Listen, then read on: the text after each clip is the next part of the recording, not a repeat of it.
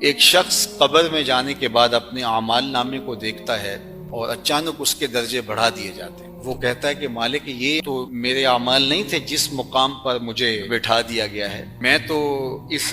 Level کے عمل ہی نہیں کیے ہیں جو درجہ مجھے عطا کر دیا گیا۔ وہ کہتا ہے اے میرے مالک یہ میرے لیے کہاں سے آ گیا؟ تو جواب آتا ہے میرے بعد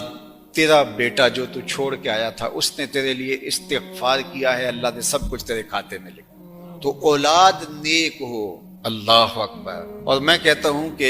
اچھی اولاد ماں باپ کے لیے دعا کرتی ہے، استغفار کرتی ہے،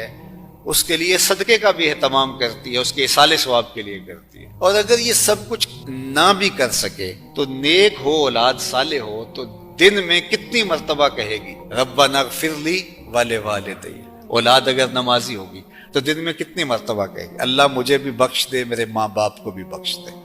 اللہ اکبر، اگر اولاد نہیں، لیکن اولاد اگر بدکار ہے، اولاد اگر جاہل چھوڑ کے گیا ہے، دیندار نہیں چھوڑ کے گیا، تو میں ایسے اشخاص کو بھی جانتا ہوں جنہوں نے اپنے سگے باپ کا جنازہ نہیں پڑھا، اپنی حقیقی ماں کا جنازہ نہیں پڑھا۔ آپ کہیں گے کوئی ایسا بدبخت بھی ہو سکتا،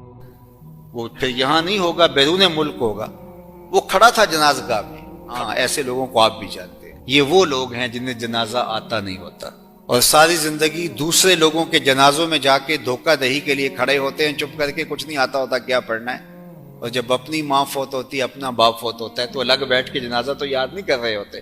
کہ ماں چلی گئی ہے، باپ چلا گیا اور مجھے جنازہ بھی نہیں آتا، اور ساری زندگی لوگوں سے فراڈ کیا ہے، اب اپنی ماں سے تو نہ کروں، اپنے باپ سے دھوکہ تو نہ کروں۔ تو وہ سارے کاموں میں، مہمانوں کو دیکھنے بھالنے میں، خوش آمدید کہنے میں، مہمانوں کو بٹھانے میں، لوگوں کی تعزیت قبول کرنے میں لگے رہتے ہیں، اور پھر جب قبرستان میں جاتے ہیں اور صف میں کھڑے ہوتے ہیں، افسوس تو ہوتا ہوگا ہم کتنے بد نصیب بیٹے ہیں